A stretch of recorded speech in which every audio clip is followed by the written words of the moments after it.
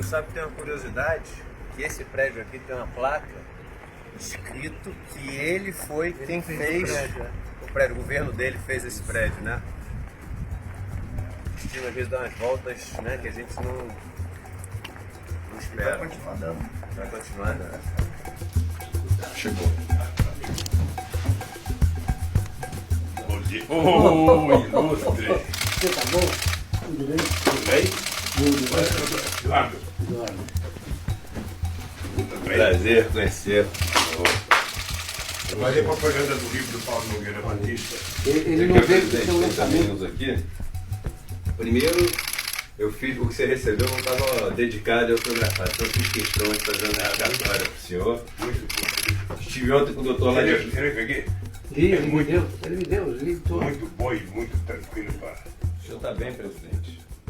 Está com uma... Eu estou muito uma motivado, cara viu, muito Eduardo? boa, cheia de E saúde. mais motivado eu fico quando eu vejo você num quilombo. Né? E se eu tenho que contar para o senhor, Você sabe que aquele quilombo, eles me falaram tanto eu levei da ponte. 5 anos para fazer aquela ponte. Foi feita pelo Exército Brasileiro. Você não sabe a quantidade de briga para fazer aquela ponte, o que é difícil. Imagino. Mas a Matilde era ministra, mas era muito difícil. Marquei umas 10 vezes para inaugurar aquela ponte e nunca pude inaugurar. Quando eu saí, a ponte ficou pronta. Quem era ministra, você falou? Matilde. A Matilde. É. Todos eles agradecem quando eu estive lá, né? Eles Foi. falaram o seguinte, olha só, era um dia, porque a gente tinha que pegar 2 dias para ir para a cidade, às vezes, quando tinha alguém doente. Porque às vezes tinha balsa, que não tinha balsa. Então foi assim, E sabe até por hoje. quê? O que me deu de ideia de fazer aquela ponte foi porque quando eu fui lá visitar, em 93, o rio tinha uma corredeira, tinha muita pedra e era muito forte. E eu vi um pai atravessando numa canoa com o filho para a estrada para levar o filho na escola. E eu estava fazendo a caravana do Vale do Ribeira. Terminou a caravana, nós preparamos a proposta para o Vale do Ribeira, eu fui levar para o Mário Covas. Mário Covas era governador. Fui lá, falei, ó, Mário, eu fiz a caravana do Vale do Ribeira, está aqui as propostas do Vale do Ribeira, o que nós entendemos e tal. E sugeri para ele fazer uma ponte. Ele falou, mas custa caro. Eu falei, Mário, isso é o problema de governo, tudo custa caro. Eu falei, ô Mário, você não assistiu nenhum filme de Tarzan? Você não viu aquela ponte bamba que o Tarzan e a Diana e a Chita atravessavam se balançando? Faz uma daquela, pô. Ponte Pêncil. É mais seguro que uma canoa. É. Bom, aí eu ganhei as eleições e eu fui fazer. A outra ponte foi do Vale do Jequitinhonha. Eu tinha dó de um balseiro, ele tinha um caroço aqui, de tanto colocar o bambu aqui para empurrar a balsa. E eu pensei, quando eu ganhar as eleições, eu vou fazer uma ponte aqui. Ganhei as eleições, fui lá, e a Minas e a Vale fizeram a ponte de graça lá. Está lá até hoje. Bom, querido, eu estou à disposição. Nós vamos fazer uma conversa A conversa que vocês quiserem. Eu, sobre economia que me pediram pra gente. não, vocês perguntam o que vocês quiserem. A economia depende muito da política. Sem política não é economia. Bom, começa por aí. Começando por aí. Você quer começar falando sobre Eu vi até o discurso do Bolsonaro ontem. Você ficou assim impressionado pela qualidade. Peraí. Não? Na verdade, foi uma coisa Terrível. apoteótica. Ô, Beloso, Eu nunca vi nada. Moreira, Eu nunca vi foi ninguém. som, foi tudo. Eu nunca vi ninguém fazer questão de ser medíocre. Ele preza por ser medíocre. E ele faz questão de mostrar, porque um homem que preside um país de 210 milhões de pessoas, e a Nova York, na chance de fazer um discurso para o mundo, ele faz um discurso para os milicianos que votaram nele. É isso. Esse que é o problema. Sem nenhuma preocupação Você com falou o o negócio mundo. da escravidão. Sem nenhuma. Só interromper Obviamente você. que tem muita gente boa que votou nele que não merece ser tratado, precisa respeito, mas ele não tem respeito. Ok. Pode começar, professor. Então, estou à disposição. Bom, presidente, essa é uma entrevista que vai ser levada a público pelo GGN, pelo portal GGN do Luiz Nassif.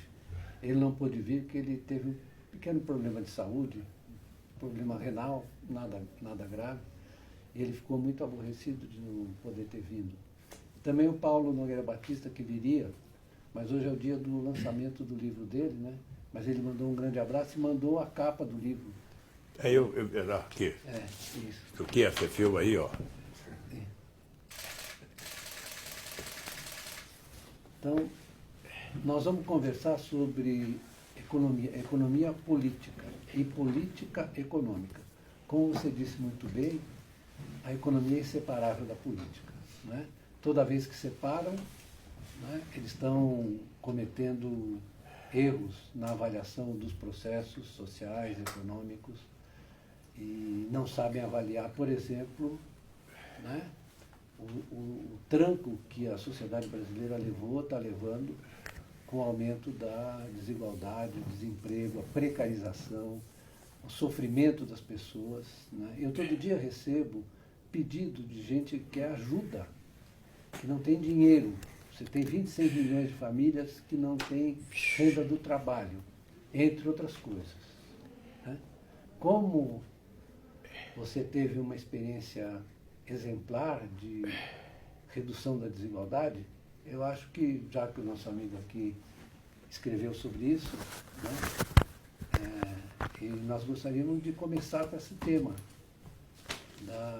do aumento da desigualdade nos últimos 5 anos. Né? Foi terrível. E aproveitando o gancho, o discurso do presidente atual do Brasil ontem na ONU foi um discurso onde ele teve 3.174 palavras. Em nenhuma das palavras ele falou desigualdade. A gente vive hoje uma das nações mais desiguais do mundo, onde o setor financeiro, o setor improdutivo concentra cada vez mais renda. E o presidente, em 3.174 palavras, não citou sequer uma vez a palavra desigualdade. Esse é um assunto, Eduardo, que, se for possível, eu gostaria de aprofundar. Claro. Porque o problema da desigualdade, os problemas sociais, a fome, ela não é vista por quem está no governo, sabe, como uma questão política, como uma questão prioritária. O pobre é um número estatístico que você utiliza de vez em quando, mas vamos passando, você não leva em conta. E é por isso que me empolga muito essas tuas visitas a esses lugares. Você sabe que quando eu tomei posse, em janeiro de 2003, eu peguei o avião presidencial, coloquei todos os ministros e fomos conhecer os lugares mais pobres do país. Que eu queria dar um banho de realidade nos ministros e dizer para eles, é para essa gente que vocês têm que governar. Não é para quem mora em Brasília. Uns aprenderam, outros não aprenderam, mas de qualquer forma, eu acho que a desigualdade, a injustiça social, o esquecimento dos pobres é uma coisa que faz parte da cultura brasileira. Eu estou aprendendo muito na leitura sobre a escravidão, sabe, que eu estou lendo. A segunda coisa que eu queria pedir licença para vocês, é que vocês façam a pergunta que vocês quiserem. Gente, olha, não tem. Se eu não souber responder, eu falo, não sei, me ensine aí e respondo por mim. Vocês nem fazem a pergunta. A terceira coisa que eu queria falar para vocês é o seguinte, eu queria primeiro pedir licença a vocês para me solidarizar aqui com a família da menina Ágata, sobretudo com o avô dela, porque quando eu vi na televisão ele gritando, eu lembrei muito da morte do meu neto. E eu acho que é injustificável a tentativa do governo justificar a insanidade mental que tomou conta do governo do Rio de Janeiro. Por isso a minha solidariedade à família da menina, que já são 5 que morreram esse ano. 5. E a segunda coisa, falar para vocês da progressão, que vocês devem ter visto na imprensa, que ontem venceu a data da minha progressão e tal. E eu orientei os meus advogados que eu não vou pedir progressão. Eu acho que pode pedir progressão quem é culpado, que está condenado e quer diminuir. Eu não sou culpado. Eu quero a minha inocência. Se alguém deveria pedir perdão, era o tal do Bolsonaro, o tal do Moro e o tal do Dallagnol. Então eu não vou pedir progressão, estou aqui muito tranquilo, estou ciente do papel que eu estou cumprindo aqui, estou ciente da safadeza e da canalhita que fizeram comigo, estou ciente do meu processo. E eu desafio todo santo dia, mesmo quando estou sozinho, o Ministério Público, o Poder Judiciário através do seu Moro e de outros que me julgaram, a provarem um real ilícito na minha vida, ou uma conduta ilícita. Se provarem, sabe, eu fecho a minha boca. Mas então estou tranquilo, sabe? Eu tenho certeza que eu durmo mais tranquilo do que eles. Sei por que eu estou preso e, portanto, eu não vou pedir progressão. Eu quero, sabe, sair daqui inocente, 100% como eu entrei. Não aceito tornozeleira, porque eu não sou pombo-correio, sabe? E muito menos transformar minha casa numa prisão. Minha casa já é uma prisão por natureza, porque um apartamento de 190 metros quadrados não é grande coisa. Mas, mesmo assim, eu quero dizer para vocês, sabe, que eu não vou oficialmente pedir minha progressão. Vou ficar aqui esperando o que a justiça faz. Hoje tem um julgamento, eu não sei o que vai ser julgado, mas eu estou muito tranquilo. Eu até procuro não ficar me importando muito com o julgamento, porque, sabe, eu não estou aqui por minha responsabilidade, eu estou aqui por responsabilidade deles, então resolvam. Nesse período em que o senhor está aqui, existe uma falta visível de coordenação para que esses mais pobres, esses menos favorecidos, sejam ouvidos no Brasil. A maioria silenciosa do Brasil, hoje em dia, sente essa falta da liderança que o senhor sempre representou para eles. Então, viajando pelo país, enfim, nessas comunidades que eu tenho morado, o senhor continua 100% como sendo a liderança que eles esperam que volte e que seja essa voz que não está sendo ouvida deles. E uma voz cada vez maior, porque a pobreza e a miséria do Brasil estão ficando cada vez mais intensas ao longo desses últimos anos. Quem pode ocupar esse papel de ser essa voz, de ser essa coordenação, enquanto o senhor está nesse momento da vida? Eduardo, a minha grande preocupação quando eu cheguei à presidência da República e é o maior orgulho que eu tenho hoje, era de tentar convencer a sociedade de que eles tinham chegado ao poder. De que eu não era um estranho, como tantos que já tiveram no Brasil, que chegaram lá e governaram.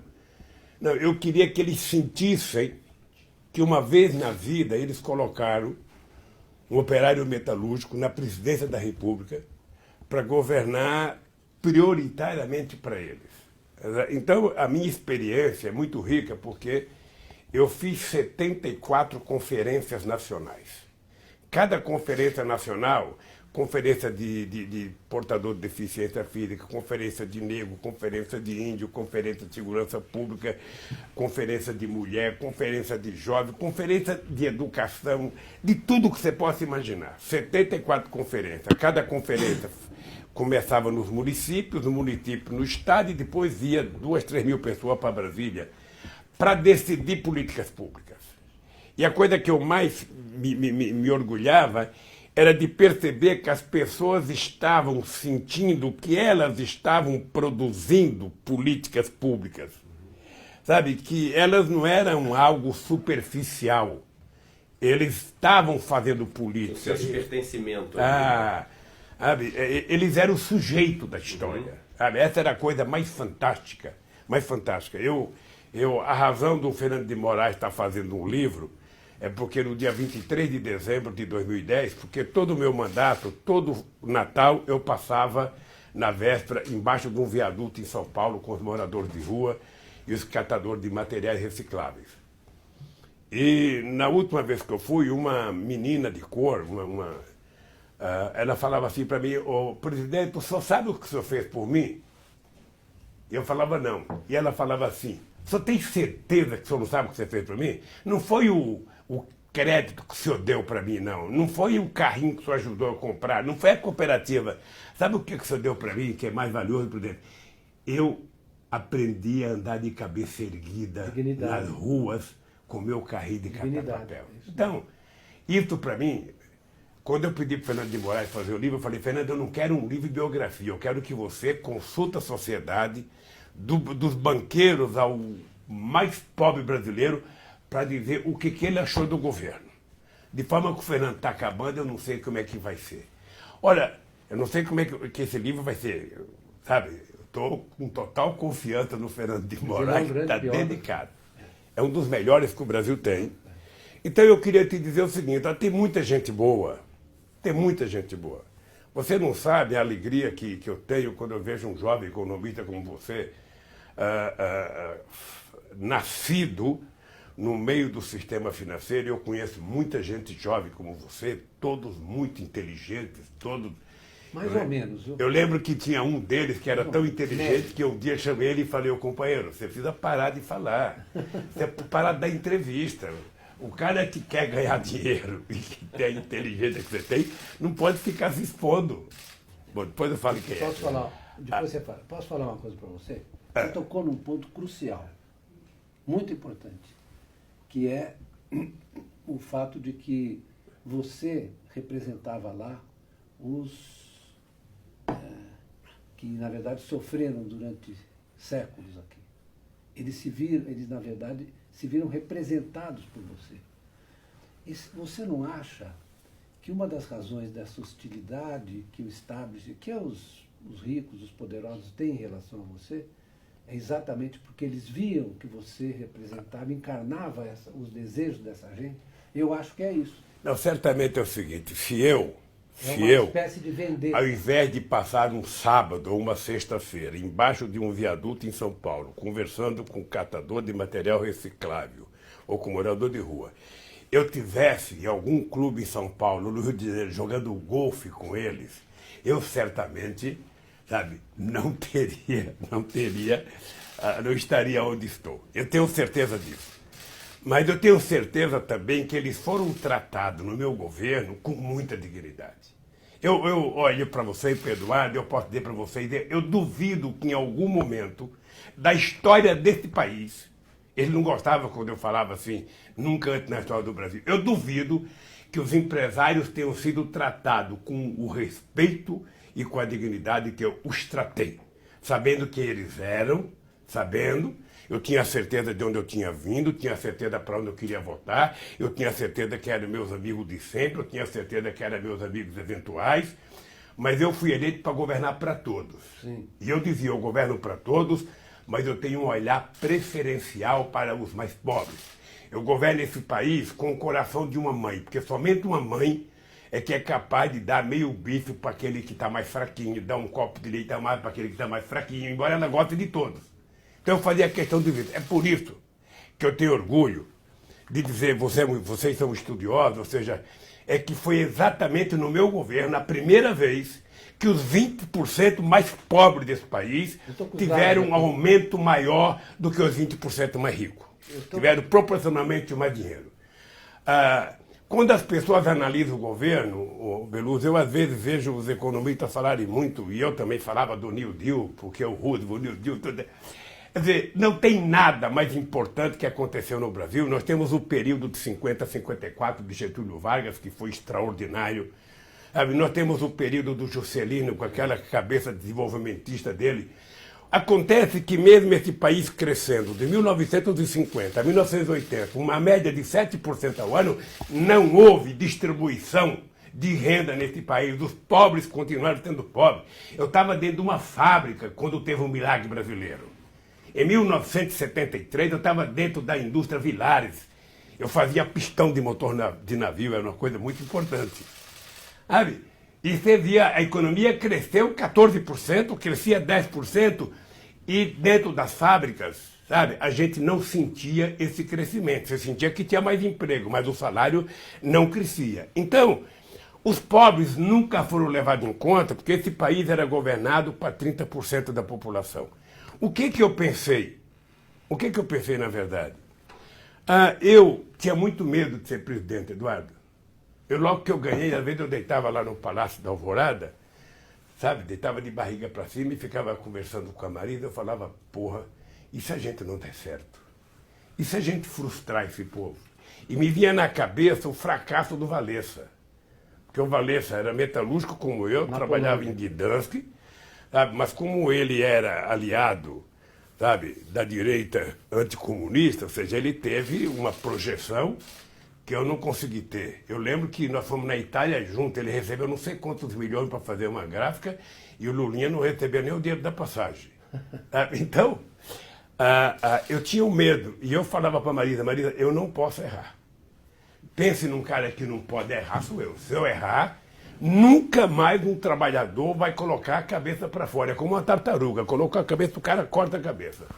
Então eu tinha consciência que eu tinha que acertar e eu tinha consciência que o único jeito de acertar era colocar o pobre no orçamento. Beludo, porque a gente fala muito de economia, mas a elaboração do orçamento, eu sei que o Eduardo muitas vezes ele não gosta que compare a família, mas a minha experiência, Eduardo, de orçamento é a minha mãe analfabeta, sentada numa mesa de cozinha, com os 8 filhos entregando para ela um envelopezinho amarelo que a gente recebia na fábrica de salário. A gente entregava o salário para minha mãe. Minha mãe pegava uma irmã minha para dizer quanto é que deve na padaria. Ah, deve tanto. Minha mãe pegava o dinheirinho, porque a analfabeta sabe contar dinheiro, viu? Não rasga nota de 50. A minha mãe contava, isso aqui é da padaria. Quanto é que a gente deve no mercado? Isso aqui é do mercado. Depois que ela separava tudo que tinha que pagar, ela falava, bom, sobrou tanto. Aí, meu irmão mais velho, você vai ter tanto pro ônibus, para namorar, sei lá. Para mim nunca sobrava nada, porque eu era o caçula, então eu sempre, meu orçamento era 0. E com base nessa experiência de como cuidar de pagar a dívida, como cuidar de comprar alguma coisa, a gente não tinha nada. Nesse tempo que eu estou te falando, eu morava na Vila Carioca, eu não tinha geladeira, não tinha televisão. Sabe como é que a gente comprava cerveja? Eu comprava cerveja quente, porque era mais barata, colocava dentro de um balde e descia no fundo do poço, deixava lá 1 hora, 1 hora e pouco, para depois a gente tirar a cerveja mais geladinha. Então, quando eu fui para o governo, eu falei, eu preciso cuidar do mais pobre. Então, sentei numa mesa de reunião. A primeira coisa é o seguinte, primeiro o orçamento ele já está fatiado. Os militares têm tanto, Itamaraty tem tanto, a saúde tem tanto, a educação tem tanto, sabe, o transporte tem tanto, e não tem o pobre. Aqueles que são esquecidos não estão lá, por quê? Porque as fatias mais pobres da sociedade normalmente não tem sindicato, não se organiza, não tem partido, não se organiza, sabe, mora no fim do mundo. Essas pessoas têm pouca representação. Eu falei, nós precisamos colocar essa gente no orçamento. Se não tiver uma partezinha para o pobre, sabe, ele está lascado. Bom, e aí, sabe, nós fomos tirando. A primeira coisa que eu falei, Eduardo, foi o seguinte, olha, quando se tratar de dinheiro para a educação, eu não quero ouvir a palavra gasto. É o seguinte, Palocci, não tem gasto. Educação é investimento. Cuidar de pobre, sabe, também não é gasto, é investimento. Cuidar de saúde é investimento. Porque um trabalhador com saúde, ele produz muito mais. Sabe? Ele está muito melhor com a vida, é muito melhor para o Brasil. E nós fomos criando essa consciência. E por isso que eu tenho orgulho, Beluso, não apenas pelas conquistas materiais, que foram poucas e muitas, foi apenas um degrauzinho, sabe? E que estão perdendo. Sabe? Eu sou um chorão, sabe? Eu choro muitas vezes, agora que estou mais velho, eu choro mais ainda. Mas quando eu vi o cara na televisão mostrar para a Globo um filé e falar, eu agora como filé, eu agora tenho churrasco de picanha. Aquilo para mim, quando a minha cunhada falou assim, Lula, sabe o que aconteceu? Quando você ganhou as eleições, eu pagava no saco de cimento R$23, Lula. Sabe quanto está agora? 9, Lula, 9. Eu de domingo, só para terminar essa fala minha, porque eu falo pra caramba, mais do que eu de domingo, eu passei 8 anos Eu passei 8 anos na presidência, eu não saía de casa com o marido. Às vezes era eu e o marido, quando muito ia meus filhos. Era uma vida, sabe, assim, muito trancada. Mas no domingo eu ia para a beira da piscina. Fazer o quê? Ninguém entrava na água. Então eu sozinho também não entrava. Então eu ficava lá com o seu Antônio, que era o cara que limpava a piscina, que eu não sei se está lá ainda, e alguns companheiros que trabalhavam na cozinha. Aí eu ficava sentado lá, tomando uma cachaçinha gelada, sabe? E perguntando para eles como é que está a vida. Aí o São Antônio falava, ó, presidente, o pacote de 5 quilos do feijão São João, que é o melhor, tá barato, tá tanto. Olha, presidente, a televisão tá tanto.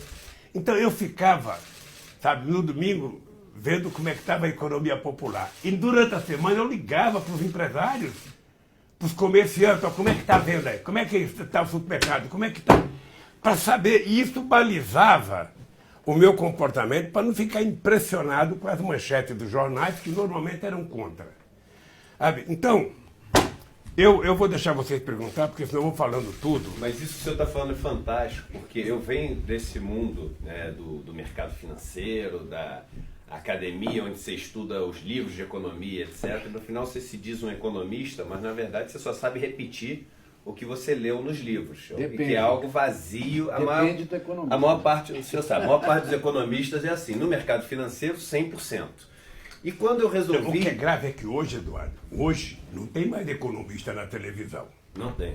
Não tem mais economista. Você tem gente, sabe, que representa o sistema financeiro, são Os especialistas de mercado, e você tem, sobre o comércio, vai um cara dos empresários, os economistas, como tinha os debates antigamente, que eu via você, que eu via Paul Singer, Maria da Conceição Tavares, Delfim Neto quebrando pau, Aloysio Mercadante, Beluso, Paul Singer. Não existe mais, meu caro. Mas é pior, né, presidente? Mas Pelo seguinte, piorou. porque eu faço um exercício diário de assistir a Globo News e eu ouvir as opiniões sobre economia. Eu não sei como é que vocês assistem a Globo News. Mas eu tenho que assistir. Porque Vocês inventaram uma história, me desculpe vocês intelectuais, inventaram uma história que é o seguinte: por que você assiste a Globo News? Ela tem meio ponto por cento.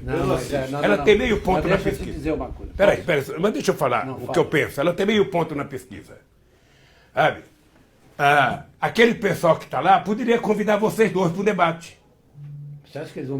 Não convida? Não. Faz quantos anos que não tem um cara progressista lá? Só leva gente para defender a tese dele. Aí quando eu critico, eu não sei por que você vê a Globo News. Aí o pessoal fala assim, nós temos que ver, eles são formadores de opinião pública. Olha, que formador que é Cristiano Cantanhede? Não. Que formador? Olha, formador de opinião pública é o João Pedro Stedler, é o João Paulo, é o presidente da CUT. Esses são formadores de opinião pública.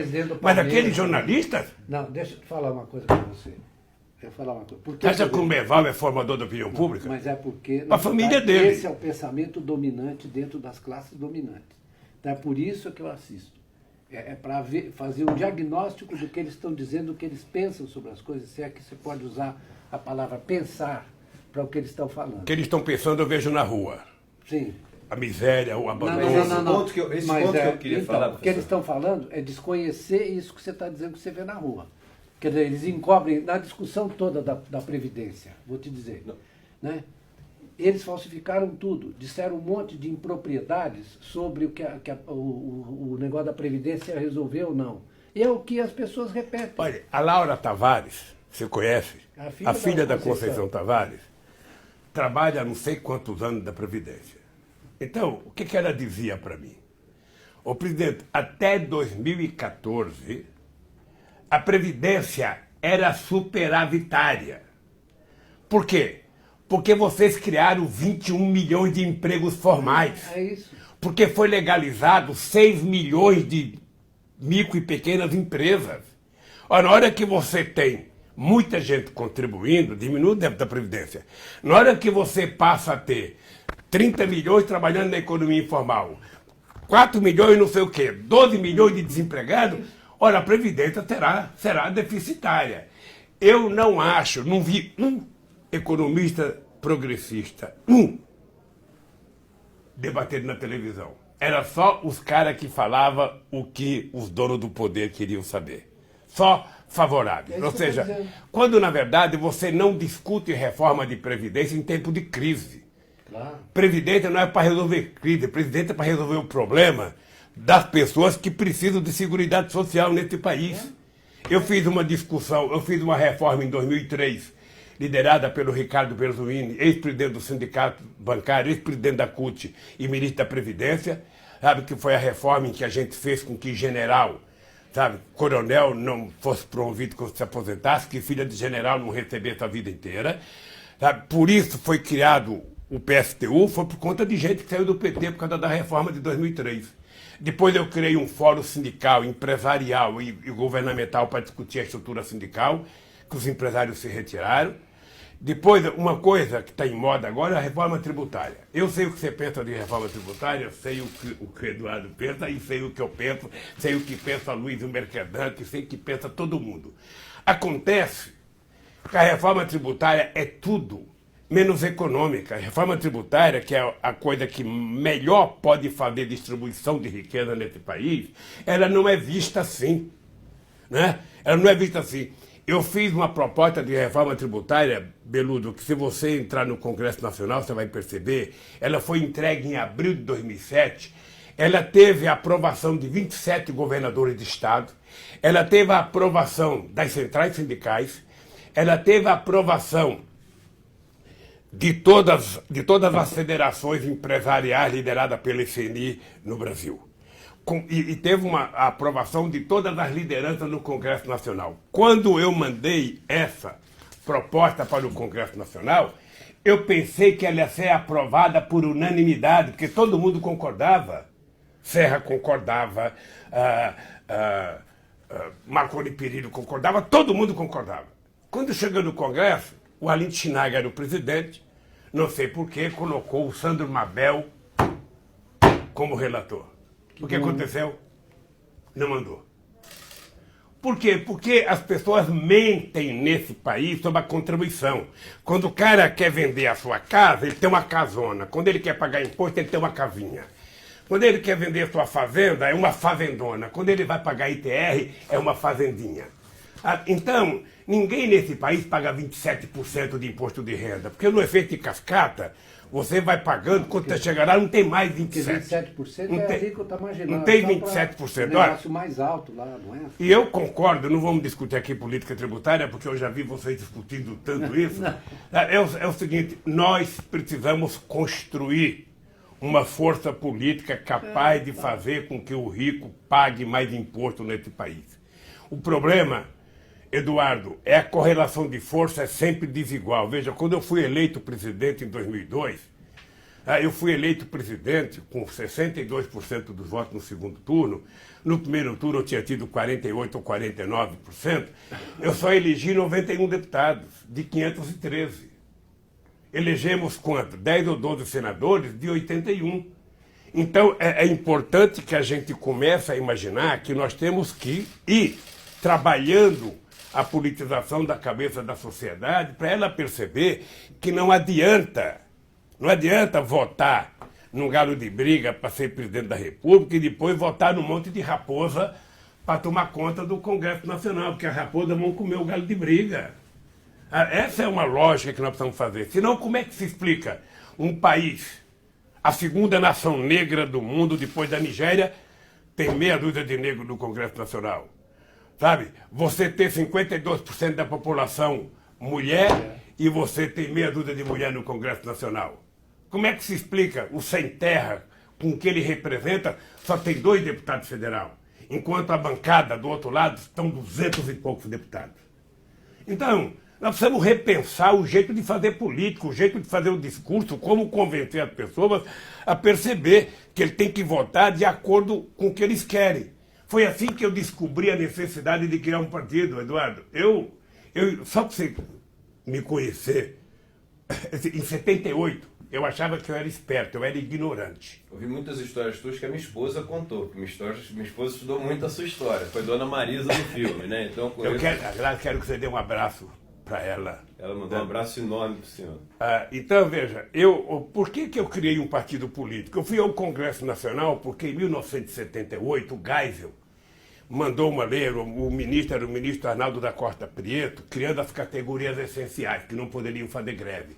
Bancário não poderia fazer greve, professor, frentista de posto de gasolina. Aí eu fui a Brasília. Aí o Arnaldo da Costa Prieto fez um pronunciamento em rede nacional de televisão dizendo que os dirigentes sindicais que fossem a Brasília iam ser caçados. Olha que maluquice. O que eu fiz? Eu pedi licença de sindicato, me afastei, dei posse para o vice e fui para Brasília. Cheguei em Brasília e comecei a andar no Congresso Nacional. Aí eu descobri que de 513 deputados tinha 2 operários.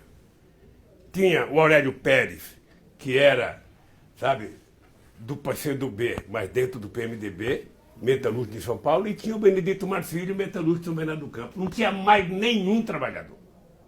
A nenhum. Não lembro se o Marcelo Gato, não, o Marcelo Gato acho que tinha perdido a eleição. Que era, Já não era mais. tá? Então, eu voltei para casa pensando, pô, mas eu sou um babaca mesmo. Como é que eu quero que esse Congresso vote leis que atendam aos interesses da classe trabalhadora se ela não está aí? Os que estão aí são exatamente... E teve um deputado de Pernambuco que falou assim para mim, ô Lula, vai bobagem você ficar andando por aí. Nós sabemos que vocês não votam na gente. Então, para de andar, a gente vai votar com o governo. Aí foi daí que surgiu a ideia de criar o PT. E liberando a palavra para vocês, eu queria dizer uma coisa que eu ia dizer no começo, eu esqueci.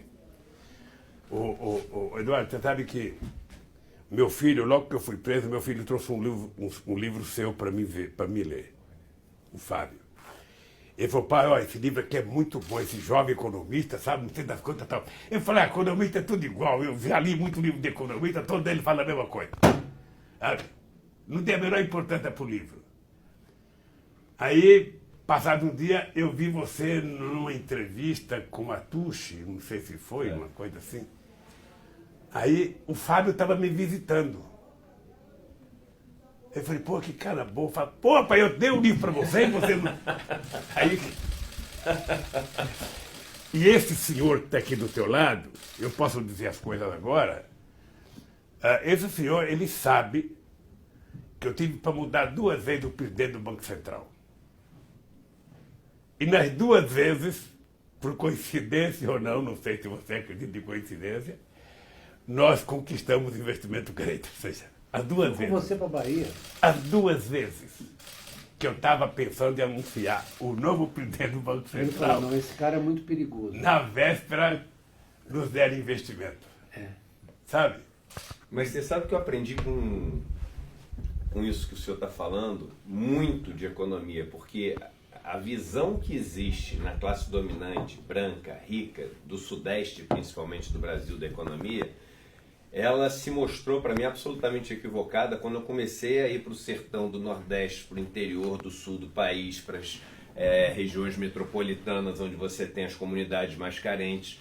E um exemplo ótimo é o seguinte, o senhor sabe que no Sudeste as pessoas falam o seguinte, o PT comprou os nordestinos todos com Bolsa Família. O senhor sabe quantas vezes, viajando pelas regiões mais pobres, mais secas do Nordeste, morando nas comunidades, eu ouvi a palavra Bolsa Família? Eu não ouvi nenhuma. Eu ouvi Luz para Todos e Programa de Cisternas.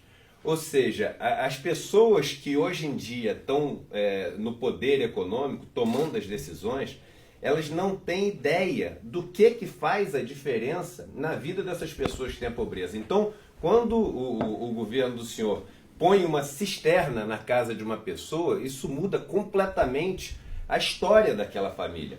Eu ouvi de uma pessoa, e foi a frase mais forte que eu ouvi, foi o seguinte: antes de ter essa mudança do Luz para Todos e das cisternas, a gente tinha que fazer o que o dono das terras e o dono da água mandava para a gente, e a gente ia reclamar com o prefeito, mas o prefeito era do fazendeiro. Ia reclamar com o juiz, mas o juiz era do fazendeiro. Então a gente tinha que aceitar todas as violências que faziam com a gente. E só uma coisa fazia a gente acordar com esperança para poder seguir adiante. Era achar que eles iam para o inferno e a gente ia para o céu.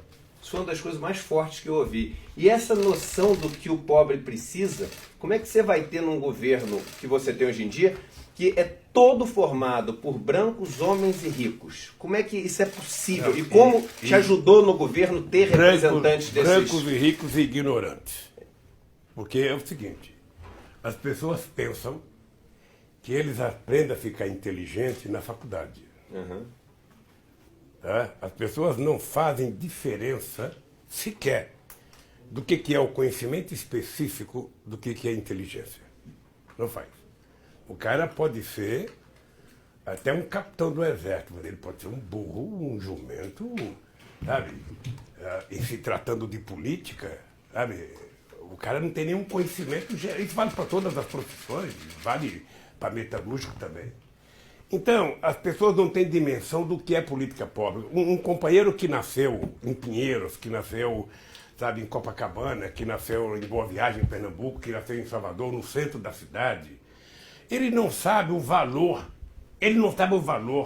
sabe, de uma luz elétrica, ele não sabe o valor de uma água, ele não sabe o valor, porque ele já nasceu com tudo aquilo. Ele não sabe o que é o valor de nós termos construído 1.350.000 cisternas nesse país.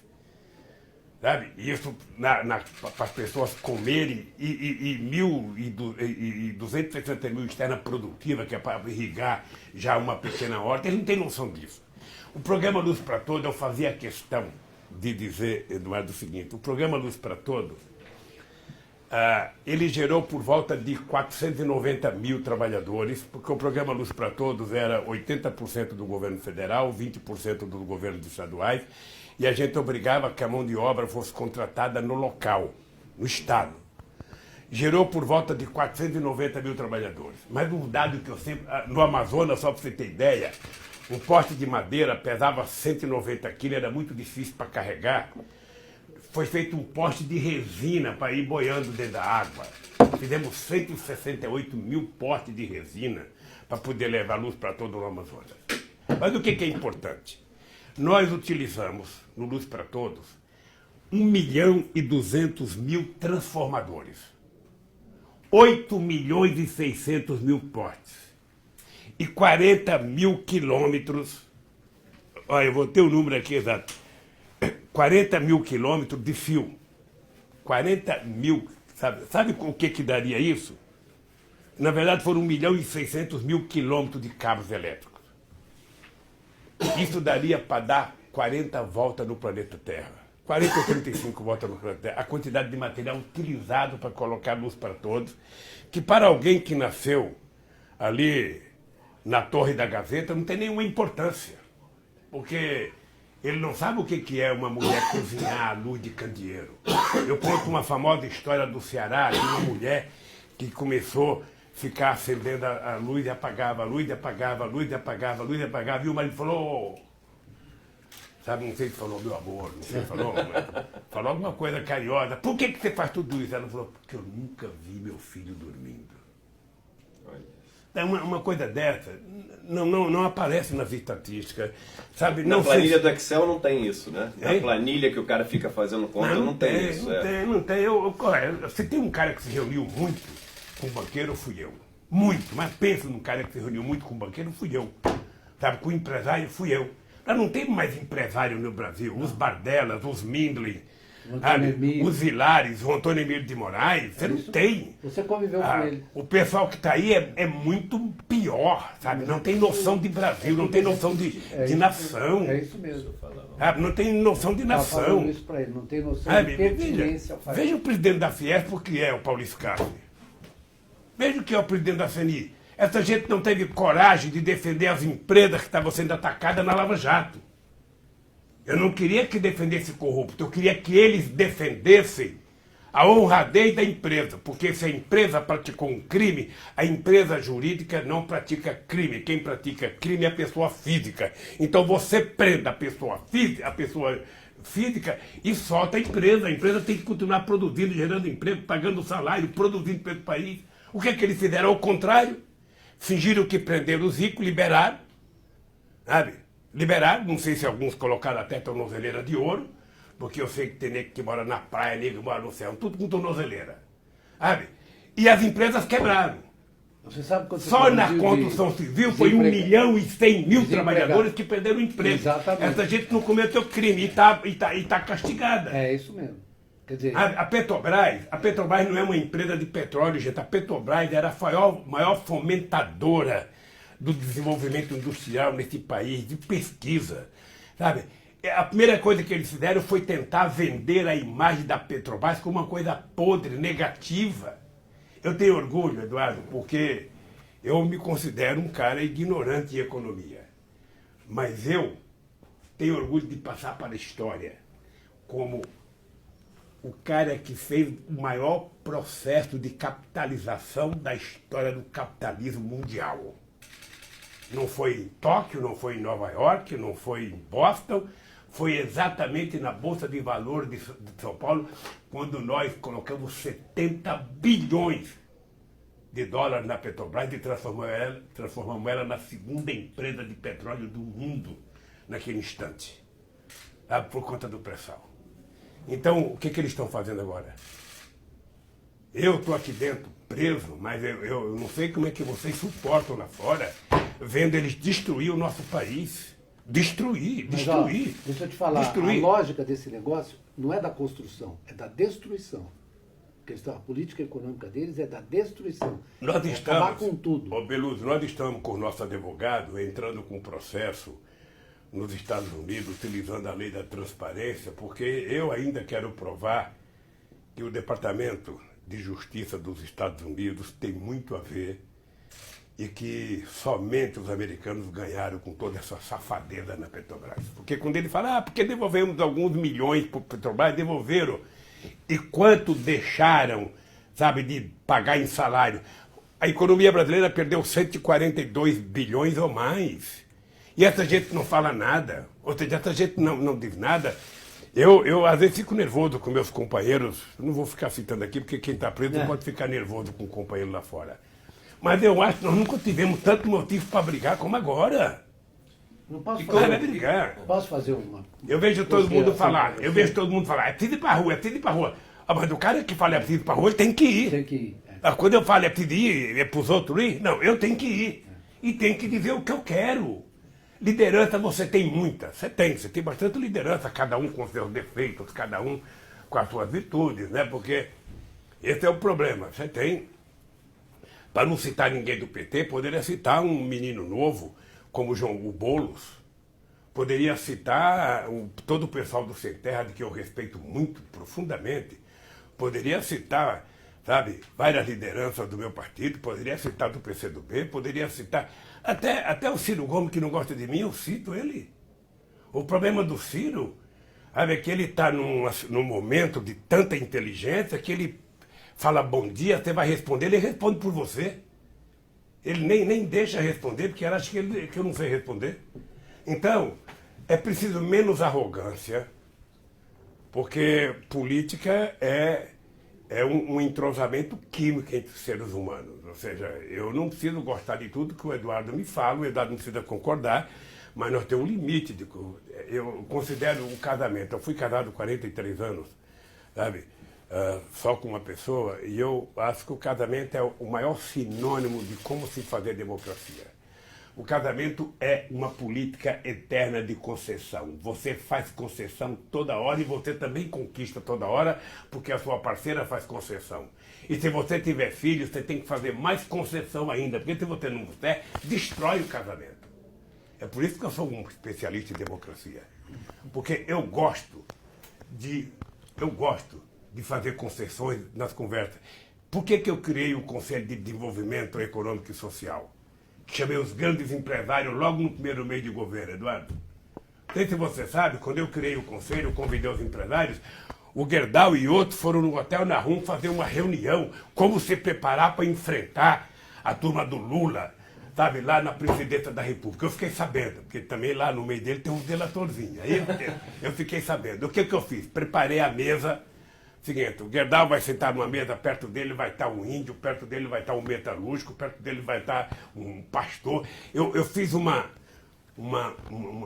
composições bastante heterogêneas para todo mundo se sentir bem. Quando eu terminei o mandato, o conselho funcionava como se fosse um convento. Todo mundo era amigo de todo mundo e todo mundo produzia política para todo mundo. Quantas coisas nós fizemos que saiu dessa gente? Participei do conselho. Porque, sabe o que acontece, Eduardo? Se um dia você for trabalhar no governo, ou for presidente, ou for ministro da Fazenda, você vai perceber que na hora que você sentar para fazer o orçamento, se você não disser claramente para quem que você quer governar, sabe, os pobres ficam de fora outra vez. E eu era turrão. Porque se depender de ministro da Fazenda, nunca vai sobrar dinheiro. Se você esperar sobrar dinheiro para fazer política pobre, você não vai fazer.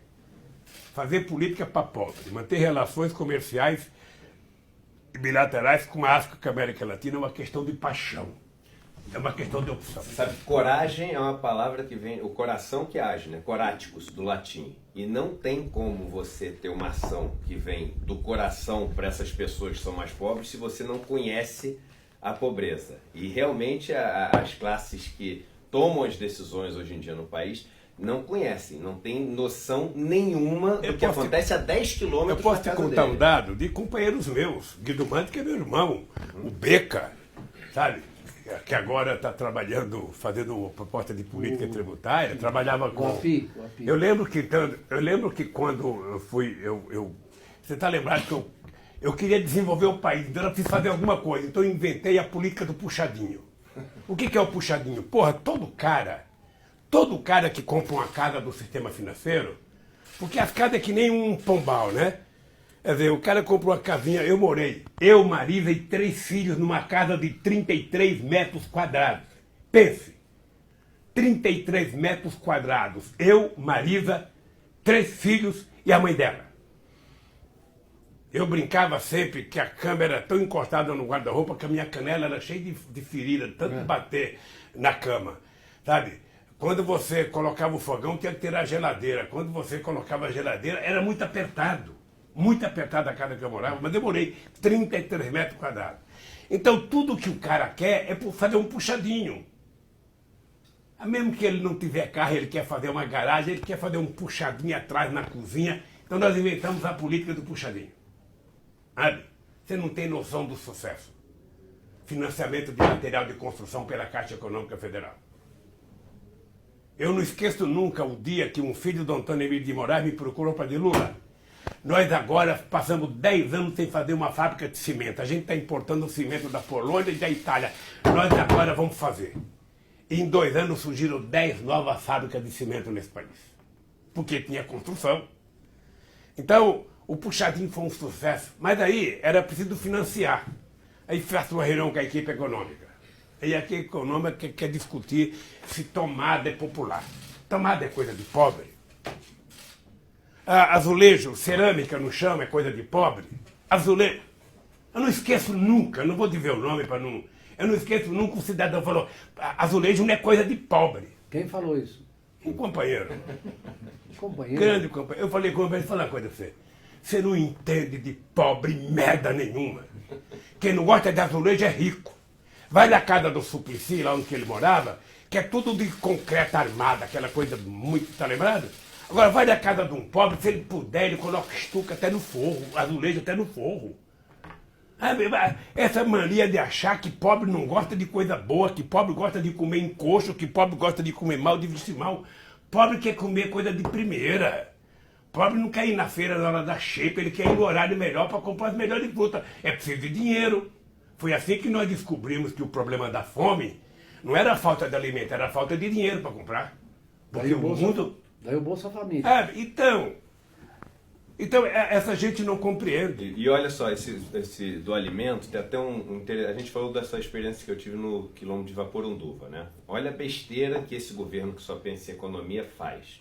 Existiam vários programas de compra direta nessas pequenas comunidades, que comprava banana, mandioca ou qualquer coisa que eles produziam, e eles conseguiam se programar e construir o seu pequeno posto de saúde, sua pequena casa, sua pequena escola, e era uma comida que ia para a merenda escolar, para os hospitais, etc. Esse novo governo entrou, cancelou vários desses programas, falou: vamos fazer licitação. O que aconteceu no dia seguinte da licitação? Todas essas comunidades que eram parceiras, tinham feiras de troca de semente, feiras para trocar experiências, intercâmbios entre eles, passaram a virar competidoras. Um passou a competir com o outro, passaram a usar químico para poder competir com o fazendeiro que vai entrar na licitação e passaram, como perderam todos os contratos que tinham, a ter que sobreviver de algum jeito. Aí volta a caçar na floresta, volta a derrubar mata para vender ilegal, ou seja, se aparece uma economia, o economista vê uma economia de 2 milhões, 3 milhões de reais, faz a manchete de jornal, mas ninguém está vendo, na prática, o que isso destruiu em termos da vida social das comunidades. É a diferença entre o economista de escritório e a pessoa que está vendo o que está acontecendo na prática. Eu não sei como aproveitar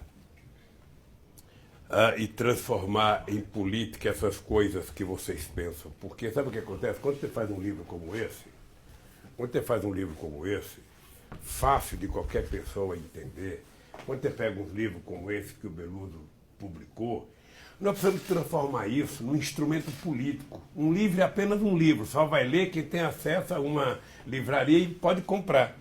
O que nós precisamos saber é como transformar o conteúdo do que está aqui como se fosse produzir perfume. Ou seja, ninguém faz perfume do jardim inteiro. Você espreme a flor e tira só o extrato. Então nós precisamos tirar a essência do que vocês estão pensando e fazer com que o povo saiba. Porque senão a gente não faz política com o que a gente está fazendo. A gente produz. Eu vi agora o Luiz Mercadante, num debate com você, o Luiz Mercadante apresentou em nome do PT um programa de emergência. Que é bem feito. Eu só não gosto do nome emergência, porque nenhum empresário vai dar emprego por emergência. Eu fiz uma lei, quando eu fui presidente, para gerar emprego, tá lembrado? Primeiro emprego, nós dávamos R$200 para cada empresário que contratasse um jovem. Ninguém queria contratar. Quando é que o cara vai contratar? Quando tem demanda. Daí porque eu ficava às vezes irritado profundamente quando vocês faziam críticas a mim dizendo o seguinte: porque o Lula só pensou na economia de consumo, o Lula pensou no desenvolvimento industrial, não tem das coisas e tal. Eu estava tão convencido que é o seguinte: se alguém encontrar um empresário no planeta Terra que vá fazer o investimento, sabe, num país que não tem demanda, ninguém faz investimento porque a carga tributária é pequena. Se fosse assim, nós temos na América Latina país que tem 9% de carga tributária. Por que não vai investir lá? Nós temos na África país que tem, sabe, 10% de carga tributária. Por que as pessoas preferem investir na Suécia, que tem 50%, e investir nos Estados Unidos, que tem bastante imposto, se não tem no consumo, mas tem diretamente na herança? Por que as pessoas investem? Porque as pessoas querem demanda. Eu só vou produzir se tiver alguém para comprar. E alguém para comprar significa que o dinheiro tem que circular. E o dinheiro tem que circular no meio do pobre. O povo, quando tem dinheiro, é por isso que eu criei a frase, sabe? Pobre não é problema, pobre é solução. Sabe? Eu até dizia o seguinte: muito dinheiro na mão de poucos é concentração de riqueza. Pouco dinheiro na mão de muitos é distribuição de renda. Você dê R$100 para um pobre, vai virar comida na mesa dele. Dê 1 milhão para o rico, vai virar uma conta bancária. Isso. Que vai ter juros, que vai ser pago pelo imposto do Então pobre. veja, outra coisa que eu acho que nós temos que... óbvia. Então nós temos que ter uma coisa fantástica, que é o seguinte, que nós não... Olha, eu era presidente, eu ficava às vezes chateado. O Meirelles vai aumentar a taxa Selic em zero, começava 15 dias antes e 15 dias depois. A taxa Selic vai aumentar a 0,5%. Eu estabeleci uma máxima com o Meirelles, sabe, para não brigar com o Meirelles. O Guido brigava com o Meirelles, eu não brigava, porque o presidente não briga com ninguém. O presidente manda fazer, eu não faz, sabe? E o Meirelles é um cara que cumpre aquilo. Então eu falava: Meirelles, você vai precisar aumentar, porque a lógica que nós vivemos naquele tempo, qual era? Você se lembra aquelas reuniões que a gente fazia? Eu lembro. Que Mas ele o que chegou eu falava? no meio da crise, ele aumentou a taxa Aí eu de falava: juros. Meirelles, você vai aumentar 0,5%? Vai. Agora eu vou diminuir, diminuir 0,5% a TJLP. Vou diminuir o crédito consignado. Você conversa com as pessoas do Banco do Brasil, da Caixa Econômica, minha briga. Quando eles falavam 1,6 está barato não, pega 1,6 sobre 1,6, sabe, é muito mais do que a taxa Selic, que estava 12. Vamos baixar mais esse juro. Então, o que eu acho? Sabe o que eu ficava raivoso? Porque quando o Meirelles aumentava 0,5%, a Fiesp gritava, o Paulinho da Força Sindical gritava, os meus amigos no Congresso gritavam, e ninguém ia na Casa Bahia para ver os juros que eles estavam cobrando de um cara que compra um radinho. Na loja Marida, para a mulher que compra um vestido. No tal da van do Louro José aí, quando o cara compra um produto lá, quanto tem embutido de juros ao ano, gente? E não tem uma revolução por isso? A gente briga tanto com a taxa Selic que não briga com o spread bancário, que é que mata o povo? Esse mata o povo, esse é na veia. Esse é exatamente na veia.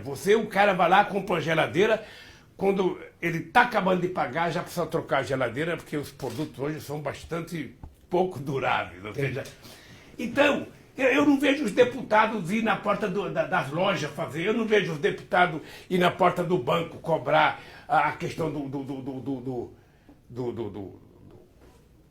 da taxa de spread no cartão de crédito. O cara que tem um cartão de crédito pensa que é esperto, ele é um bobo. Porque E ele isso sabe... explica muito o fato de agora estar caindo a taxa de juros novamente, estamos na mínima e todo mundo acha que agora vai crescer. É porque o cara não entende o que o consumidor paga de juros, é mais de 300% ao ano. E aí uma pergunta já emendando nessa para o senhor.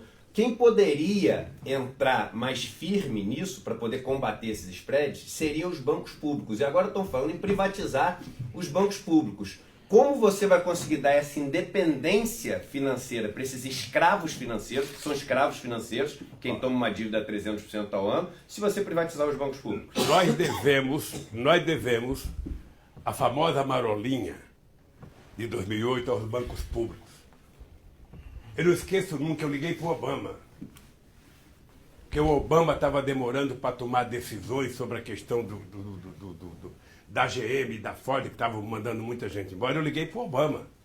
Eu falei, Obama, aqui no Brasil, eu queria te falar o que a gente está fazendo. Você precisava criar um BNDES aí, você precisava criar uma Caixa Econômica com o Banco do Brasil. Porque nós estamos utilizando esse banco, eu não esqueço nunca. Não esqueço nunca. Eu chamei o presidente do Banco do Brasil. O Brasil tinha parado de financiar carro usado. Aí o Bradesco, se não falei a memória. Eu chamei o Banco do Brasil. Itaú. Era um deles, eu não sei. Parou de financiar carro usado. E se você não vende carro usado, você não compra carro novo. Pelo menos no meio dos pobres é assim. Não para, não. Aí, chamei o presidente do Banco do Brasil. Eu quero saber se vocês têm condições de financiar carro usado. Ah, nós não temos expertise. Eu, na verdade, nem sabia o que era expertise. Sabe? Aí eu falei, o que é expertise? Aí ele falou, eu falei, então é o seguinte, vamos comprar expertise. Compramos uma parte do Banco Votorantim, que tinha uma carteira de 90 bilhões, tá lembrado? Sabe? Da mesma forma, sabe, a Caixa Econômica de São Paulo, nós compramos a Caixa Econômica, sabe, de São Paulo, que o Serra cobrava juros mais alto do que o governo federal. Os bancos públicos serviram. Nós colocamos 100 bilhões, tá lembrado? No BNDES, claro, para financiar. Estou lembrado, sim. Esse é o papel do... O governo não pode ser empresário, Eduardo. O governo tem que ser o indutor. Sabe, vamos dizer, o governo é o maestro, sabe? E o ministro da Fazenda, se bem informado, ele é o primeiro violino.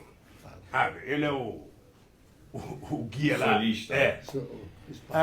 Então, olha, quando nós enfrentamos a crise de 2008, essa é uma coisa que a história vai registrar e ainda vai ser contada. Nós tínhamos criado o PAC em janeiro de 2007. O PAC era uma coisa que eu resolvi criar porque eu não queria... Porque no governo o ministro inventa obra. Eu vou fazer tal obra. Eu falei, vamos parar com obra de ministro. Não tem obra de governo. Para fazer o PAC, a gente chamou os governadores, depois chamamos dos prefeitos da capital e depois chamamos dos prefeitos do interior. Foi um programa, sabe, construído, sabe, com muitas mãos. E foi um sucesso extraordinário de geração de emprego. Foi, acho que nunca antes na história do Brasil, houve tanto investimento em saneamento básico como houve naquela época. Aí eu acho engraçado, eu não sei, eu nunca perguntei para a Dilma por que ela mudou o nome de PAC para PIL.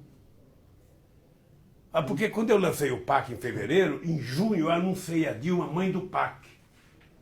Eu não sei por que de repente ela chegou em 2012, 2013 e criou um tal de PIL, que era um programa de investimento em logística, que foi fazer concessão. E qual foi um erro que cometemos? Impuseram uma taxa de retorno de 5%.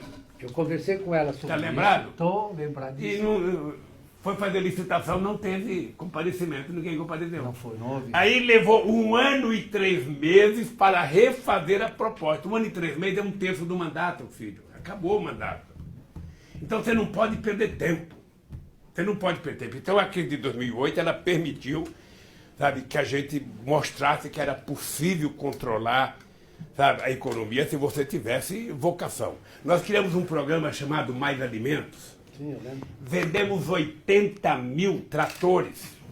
Era um programa para financiar tratores até 80 cavalos, para a gente dobrar a produção agrícola na agricultura familiar. O pessoal do Sem Terra deve conhecer bem isso. A gente queria que o cara que tivesse uma vaquinha que dava 3 litros de leite por dia, desse 6, que o cara que cortava 1 tonelada de goiaba, sabe, catasse 4, ou seja, Foi um programa de um sucesso extraordinário. Aprovamos, Eduardo, aprovamos que o programa Mais Alimentos, que era para vender máquinas, fosse estendido para a América Latina e para a África. Isso foi aprovado e foi lançado numa reunião no salão do Palácio do Planalto. 2 anos depois que eu tinha deixado a presidência, eu fui em Gana e o Mais Alimentos não tinha chegado lá ainda, porque o presidente estava uns 3 anos esperando essa desgraça que não foi.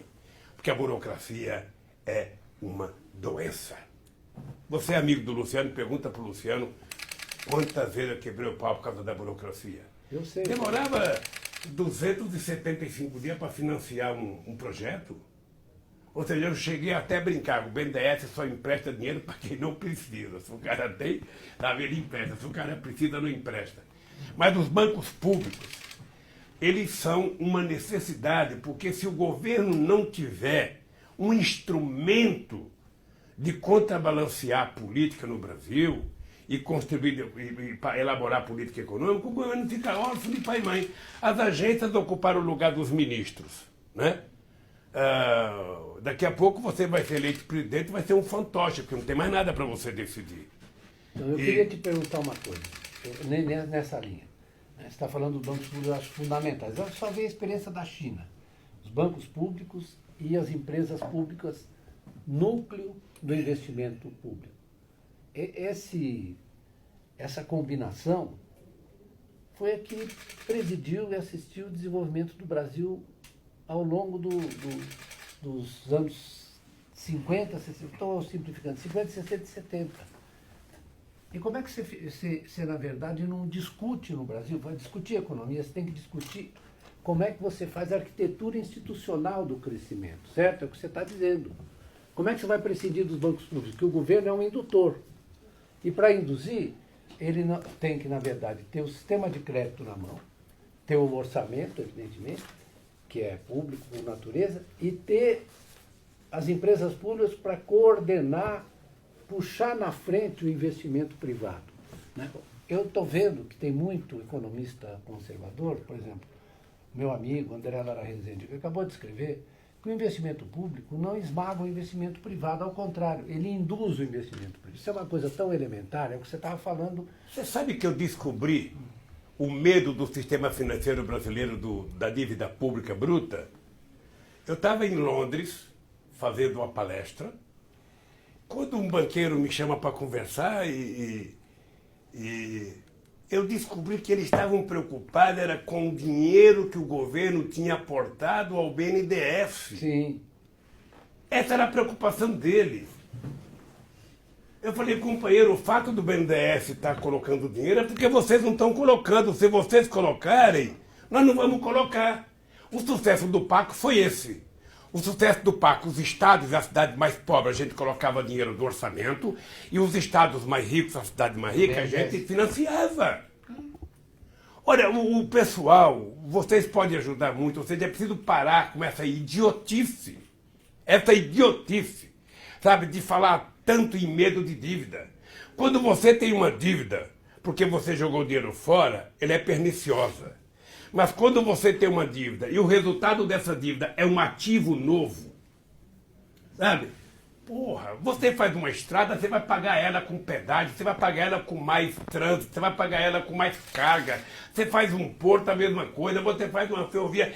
Vamos parar com essa idiotice. A dívida americana era 50 e pouco por cento, depois daquilo está 107, 110%, a da Itália 130%, a do Japão não teve, a do Brasil, nós controlamos ela. Agora que eles abriram mão dessa dívida, porque não tem controle nem das cuecas, esse governo. Sabe? Mas a gente sempre teve cuidado. E não tem nenhum problema se você tem uma dívida e o país está crescendo. Acontece que o sistema financeiro não quer que você coloque dinheiro noutra coisa, não ter, sabe, neles. É isso que eles querem. Todo o dinheiro é para ter que vender títulos para nós e depois pagar os nossos títulos, a taxa de juros que nós quisermos. Esse país não vai dar certo. Não vai dar certo. Não vai dar certo. Não vai dar certo. Deixa Eu tenho consciência, Eduardo, eu tenho consciência do papel dos bancos públicos. Na campanha de 89, até a vantagem de você perder muita eleição, porque em 89, 94, o problema era que o Estado gasta demais com a máquina pública, e eu pegava estudo da Suécia, da Finlândia, da Noruega, Todos os países desenvolvidos têm uma carga tributária muito maior do que o Brasil e o Estado gasta mais com a máquina pública do que o Brasil. Porque você não melhora a educação se não tiver mais professores, você não melhora a saúde se não tiver mais médicos, você não melhora, sabe... E o dinheiro não some, o dinheiro não é gasto como as pessoas imaginam. A saúde gastou 120 milhões. O dinheiro vai parar na mão de gente, e deixa como legado o hospital, deixa como legado o remédio. Por que eu empresto 5 bilhões para a Gerdau? E é investimento.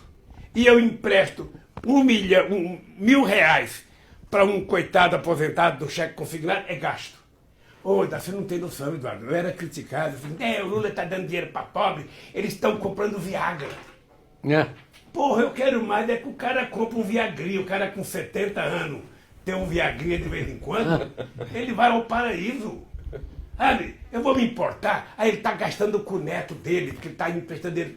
Mas você acha que eu vou procurar saber se o cara... Eu quero saber o seguinte, o cara pegou o dinheiro e pagou o dinheiro, está resolvido o meu problema. Quem é que vai se importar com o que fazem os ricos com dinheiro?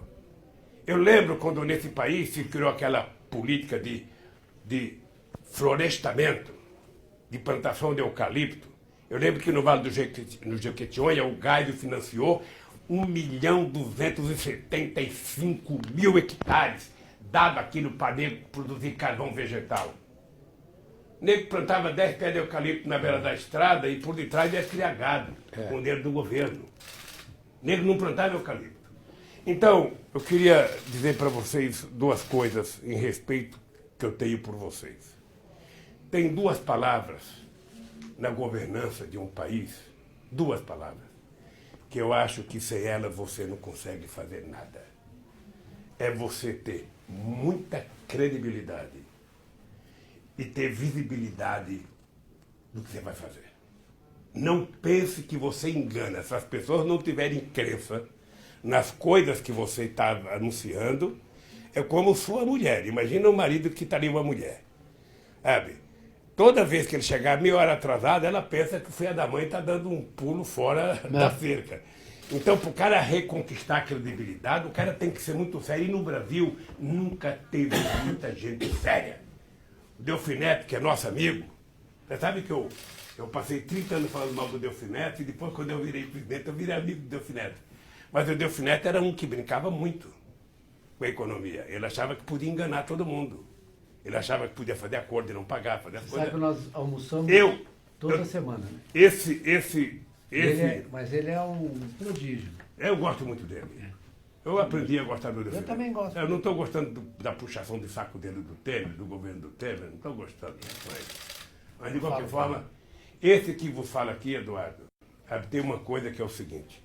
Eu aprendi que eu só posso exigir respeito de você se eu te respeitar. É condição básica para a gente viver de forma civilizada. Então, se você não tiver credibilidade, as coisas não funcionam. Não funciona. Não adianta eu falar, cantar em prosa e versa que não vai acontecer. As pessoas têm que acreditar no que eu estiver falando. Por isso é que em dezembro de 2008, não sei se vocês se lembram, eu fui para a televisão pedir para o povo comprar. Eu lembro bem. Teve uma pesquisa internacional que mostrava que o comércio estava caindo, o povo não está comprando, o povo está com medo de perder o emprego. Eu fui para a televisão e disse o seguinte, é verdade que você pode perder seu emprego. Mas você vai perder muito mais rápido se você não comprar. Então você tem que ir para a loja, vá comprar, compre com muita responsabilidade, não faça dívida que você não pode pagar, mas compre. Pela primeira vez nesse país, a classe D e C gastaram mais do que a classe A e B. Eu quero pedir desculpa a vocês pela ênfase, porque eu, quando cheguei na presidência, nos economistas brasileiros, você sabe que eu discutia muito com os companheiros, tinha muita gente boa do meu lado, muita. O Delúbio, embora não fosse meu amigo como é agora, mas o Delúbio e o Jean Manuel participavam de muitos encontros que a gente fazia. E tinha uma briga, que é o seguinte, eu terminava as reuniões, uma companheira que eu adoro, com Maria da Conceição Tavares, você não conhece ela pessoalmente, né? Não conheço. Valeria a pena. Ela está doentinha, né? Não, ela está Mas um pouco doentinha. ela, a quantidade de palavrão que ela falava numa reunião, ela chamava de imbecil para mais. Mas assim, eu fazia reunião com o pessoal e o pessoal falava, Lula, você não vai conseguir governar o país está quebrado, Lula, o país deve, não sei, nos anos 80, o país está quebrado, e não sei da conta, você não vai conseguir governar. Eu falava, porra, vocês são meus amigos e querem que eu governe o Brasil, diz que ele está quebrado, o que é que eu vou fazer lá?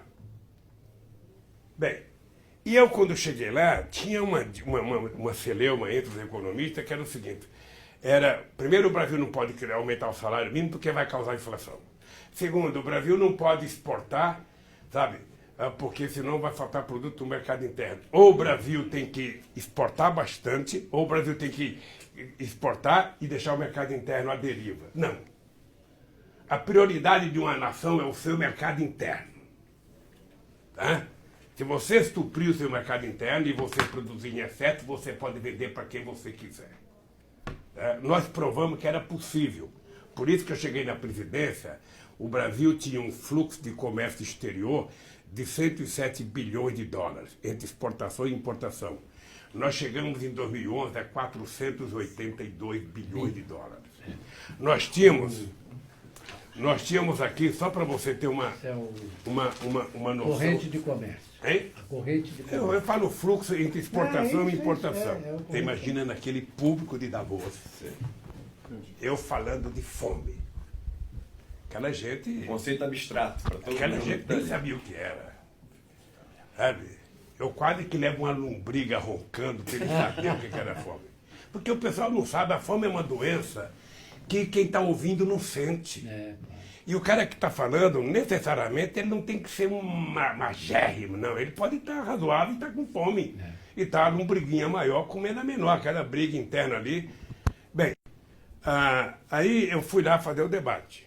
E eu falei para o Celso Amorim, Celso, nós precisamos mudar a geopolítica mundial, Celso. Não é possível que um país do tamanho do Brasil, sabe, ninguém respeita o Brasil, ninguém leva a sério o Brasil. Ninguém. Nem Argentina, nem Venezuela, nem... Todo mundo aprende que o Brasil é um bobão. Nós precisamos fazer o Brasil ser respeitado, Celso. Então é o seguinte, olha, eu aprendi. O Brasil nasce com a bunda virada para a América Latina. O Brasil não dá a menor importância para a América Latina e para a América do Sul. Apesar de ter fronteira com 10 países, quase 16 mil e poucos quilômetros de fronteira seca, não dá a menor importância. O Brasil não vê a África, o Brasil vê, sabe, a Europa. Ele passa o olho por cima assim, nem faz questão de não ver a África. E o Brasil fica, como está agora o presidente, lambendo a bota. Eu lembro do Malan e do Cavalo disputando quem era mais amigo dos americanos. Eu lembro do Fernando Henrique Cardoso lambendo a bota do Clinton, que nos empurrou o projeto Sivan. Eu lembro disso. Eu assisti esse... Eu lembro, as pessoas brigavam, quem é que vai tomar café com o Clinton? Quem é que vai tomar café com não sei quem? Quem é que vai tomar café com não sei quem? E eu falava o seguinte, então, nós precisamos mudar essa lógica. Primeiro, nós vamos cuidar da América do Sul, que é o nosso quintal mais próximo. Por isso que quando eu ganhei a primeira eleição, a primeira viagem que eu fiz foi para a Argentina, depois para o Chile, sabe? E nós vamos visitar a África. Eu fiz 30 e poucas viagens para a África.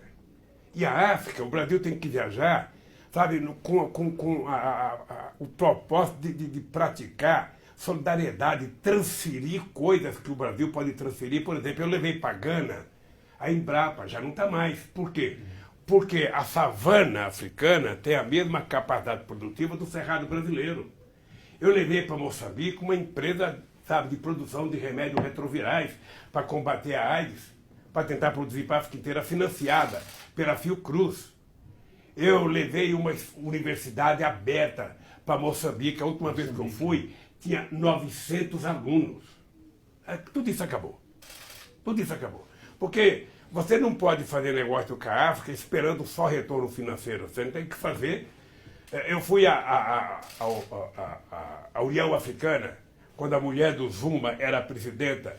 Eles criaram um programa chamado FIDA, que era um programa de infraestrutura que envolvia 360 bilhões de dólares. Então eu fui lá para tentar convencer essa senhora de que ela deveria convocar, na reunião africana, que tinha muita credibilidade e respeito no mundo, convocar todos os bancos de desenvolvimento do mundo e convocar os principais empresários de infraestrutura dos países mais importantes do mundo para ela fazer uma apresentação daquele programa para a gente poder começar a resolver, numa escala de prioridade, a questão energética. Tem país que só tem 30% de energia para servir o seu povo.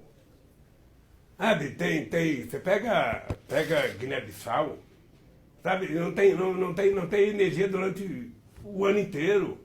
Como é que você vai se desenvolver se não tem? Bom, isso não aconteceu. Na América Latina, a gente tinha que vencer primeiro o respeito que a gente tinha que ter com a Argentina, porque o Itamaraty vivia contando piada de argentino e a Argentina vivia contando piada de brasileiro. Eu falei, vamos parar com essa bobagem, vamos mudar o nível aqui, vamos tratar a gente como gente. E aí foi uma coisa extraordinária. A balança comercial, quando eu cheguei na presidência, era de 7 bilhões de dólares entre compras e vendas. Chegamos a 36 bilhões de dólares. Veja um dado. O Mercosul, em 2002, tinha 10 bilhões. Em 2013, chegou a 49 bilhões. A América do Sul tinha 15 bilhões. Em 2013, chegou a 74 bilhões. A América Latina e Caribe tinha 20. Em 2013, chegou a 94 bilhões. A União Europeia tinha 20, chegou a 98. A China tinha 4, chegou a 83 em 2013. Os Estados Unidos tinha 25, chegou a 60. E a África tinha 5, chegou a 28 bilhões e meio. Aqui não estão os países árabes. Ora, como é que nós fizemos crescer? Você conhece o Furlan? Conheço. É viajando, é mostrando, sabe? Eu tinha na imagem a figura do mascate. Aquele cara que chegava na tua casa, sabe, batia palma com um monte de sacola na mão, tua mãe saía para atender, o cara tirava uns pacotes de pano e tal, e pá. Eu sei que a minha mãe não queria, mas voltava para dentro com um paninho enrolado, sabe? Eu falei, Fulano, nós temos que vender, ninguém vai comprar por causa dos nossos belos olhos. Os nossos grandes parceiros estão aqui na América do Sul, onde a gente pode exportar produto manufaturado, onde tem valor agregado. A África, a indústria automobilística, eu disse para a CUT, a gente agora precisa brigar com a indústria automobilística que os carros para exportar para a África tem que ser do Brasil e não das matrizes. Então, eu acho que nós temos que discutir, companheiro, a coisa mais pão, queijo. Pão, queijo. Eu lembro que quando eu cheguei no governo em 2002, sabe quantos carros eram vendidos no Brasil? 1.700.000 carros. Você sabe em 2010 quantos venderam? 3 milhões e 600. Mas caiu para 2 agora. Caiu para 2.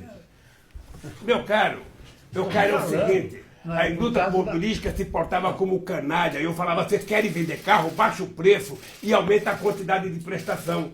Aí o meu pessoal da economia falava, não, Lula, mas você não pode vender em 60 meses, porque o carro desvaloriza, o povo quer vender. Eu falei, Guido, desculpa, quem quer vender carro todo ano é classe média alta. Claro. O pobre, se ele tiver um carrinho velho e ele não tiver gasolina para sair do domingo, ele empurra para fora e vai com a família inteira lavar a calota, lavar o para-choque, como se fosse uma bunda do filho pequenininho, bem carinhosamente. É um status o cara querer ter um carro. Então, a empresa tem que vender um preço que ele possa pagar. Presidente. E aí, fizemos uma grande revolução. É uma reforma. Ademais, eu queria terminar o seguinte, olha, é pura ilusão acreditar que os Estados Unidos vai ajudar o Brasil. Não vai. Na história, Nunca ajudou. na história Nunca da ajudou. criação dos Estados Unidos, que foi 8 anos antes nossa, e na nossa história, não há um único momento em que os Estados Unidos ajudou o Brasil, a não ser o Zé Carioca, que nos deram aqui, e a não ser a gente ser o primeiro a falar na ONU. Eles não têm interesse que o Brasil seja protagonista na América do Sul. O Brasil tem que ser o grandão bobo, em que eles mandam e a gente faz. Eles dão ordem e a gente cumpre. É isso que eles querem. Eu vou contar só um caso aqui para... Dia 10 de dezembro de 2002, eu já eleito presidente, eu fui aos Estados Unidos conversar com o Bush. O Bush estava sequioso pela guerra com o Iraque. O negócio dele era o terrorismo. Né? Ele estava dessa cor aqui assim, sabe? Nervoso, e falava. Aí quando terminou de falar, sabe, eu falei, olha, presidente, deixa eu lhe contar uma coisa.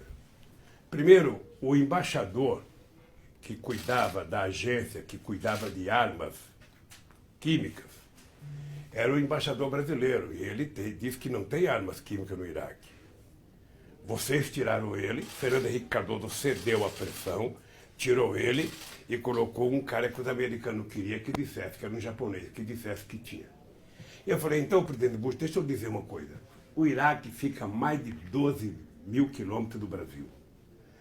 Eu não conheço Saddam Hussein pessoalmente, eu não tenho nada contra ele. Agora eu tenho um inimigo que eu preciso vencer, que é a fome no meu país. Eu vou dizer, eu não tem guerra contra o Iraque. Para mim, a guerra é contra a fome no meu país. E nem por isso perdi a amizade com o Bush. O Bush foi um cidadão que tratou o Brasil com muito respeito. Quando nós criamos um grupo de amigos para tirar a Venezuela de uma encalacrada, que queria fazer o referendo revogatório, eu coloquei os Estados Unidos. O Fidel Castro ficou puto comigo. Não, você está entregando a Venezuela para o imperialismo. Eu sabia que eu conhecia mais de política do que Fidel. Ele conhecia muita coisa mais do que eu, mais de política, de disputa eleitoral. Eu sabia mais que ele tinha perdido muita eleição. Aí, eu falei, ô Fidel, sabe por que tem que estar os Estados Unidos? Porque um acordo só será possível se a oposição estiver presente. E quem gosta dos Estados Unidos é a oposição. Então eu tenho que colocar os Estados Unidos e a Espanha, porque o Aznar foi o primeiro presidente a apoiar o cara que derrubou o Chaves. Se eles não fizerem, ninguém conversa com a oposição. Aí colocamos. E conseguimos fazer um acordo, e o Chaves ganhou o referendo. E uma coisa que eu tenho orgulho, Colin Powell, muitas vezes ia fazer carta, documento, ligava para o Celso Amorim, para o Celso Amorim ver se estava correto o documento. Colin Powell então, era o secretário de Estado, infinitamente melhor que a Hillary Clinton. General. Que gostava. General. Foi o herói da guerra do Iraque. Eu lembro. Mas, presidente, se a gente fizesse aqui, que a gente está chegando ao final do nosso tempo, tem uma pergunta que é importante, que é o seguinte: se a gente pegasse aqui e fizesse num passe de mágica o senhor sair daqui onde o senhor está e sentar na presidência da República novamente. A gente está com emenda à Constituição 95 travando tudo que é possibilidade de gasto brasileiro, a gente está com essa discussão de reforma da Previdência, uma das maiores crises que a gente já viu, desemprego, informalidade, a fome voltando a assustar. O que o senhor faria hoje se sentasse na presidência para tirar o país da situação como ele está? Primeiro, eu acho que eu iria levar uma equipe econômica qualificada aqui na minha frente. Segundo é o seguinte, olha, é muito difícil para alguém que está na situação que eu estou ficar dizendo se eu estivesse lá. Eu não sei qual será a reação do Ciro para dizer, o Lula está querendo se firmar presidente outra vez. Eu não sei. Então eu não vou dizer. A única coisa que eu vou dizer é o seguinte: o que eu tenho para falar é da minha experiência. A minha experiência ela é tão bem sucedida que a imprensa não divulga nada do que eu fiz. O ódio que eles têm de mim, Eduardo, é porque eles nunca divulgaram as coisas que eu fiz e eu deixei o governo, não foi com 87% de aprovação, porque no Brasil se costuma juntar, sabe,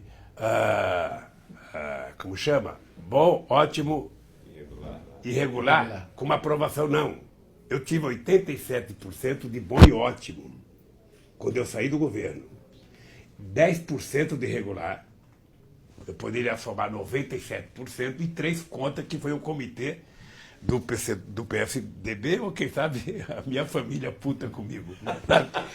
Mas veja, eu só posso falar do que foi feito no Brasil. Eu repetiria muitas coisas e melhoraria muitas coisas. Sabe? Não teria emenda 95. Não teria privatização dos bancos públicos, não teria privatização da Petrobras. A Petrobras é uma empresa que ela tem que ser utilizada, além de produzir petróleo, refinar petróleo, ela tem que ser a que mais investe em pesquisa nesse país. Você pensa que os empresários brasileiros investem em pesquisa, Eduardo? Não investe. Iria cumprir a promessa de 75% do rosto do combustível, recuperar o déficit secular que o Brasil tem com a educação brasileira. Iria fazer mais universidade, mais escolas técnicas, porque é outra coisa, Beluso, que eu entendo por que eles não gostam de mim.